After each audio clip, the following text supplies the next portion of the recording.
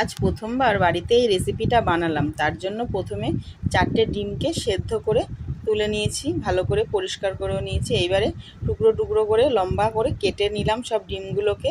আর এখানে 100 গ্রাম পনির নিয়েছি, সেইগুলোকেও একদম ছোট্ট ছোট্ট করে পাতলা পাতলা করে কেটে নিয়েছি।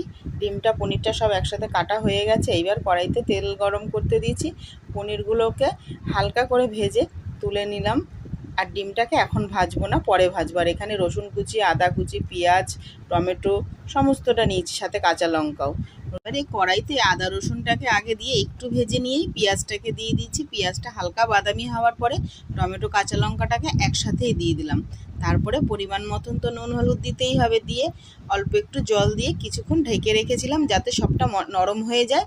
তারপরে ঢাকনাটা খুলে নিয়ে অল্প একটু ধনে গুঁড়ো দিয়েছি, ধনে গুঁড়ো দিয়ে আবারও একটু কষিয়ে নিয়ে ওপর থেকে ডিমটা আর পনিরটাকে দিয়ে একটু ভাজা ভাজা করে নিয়ে অল্প পরিমাণে জল দিয়েছি। ঝোলটা ফুটে ওঠার অপেক্ষা। ঝোলটা ফুটে উঠলেই একটুখানি কাসুরি মেথি আর হাফ চামচ পরিমাণে বাটারটা আপনারা চাইলে আরও একটু বেশিও দিতে পারেন, অসুবিধা নেই তাতে। এটা কিন্তু রাতে রুটির সাথে বেশ দারুণ যাবে, পরোটা লুচির সাথেও যাবে। আমি তো রেডি করে ফেললাম, কিন্তু এর কি নাম দেবো আমি ভেবে উঠতে পারিনি।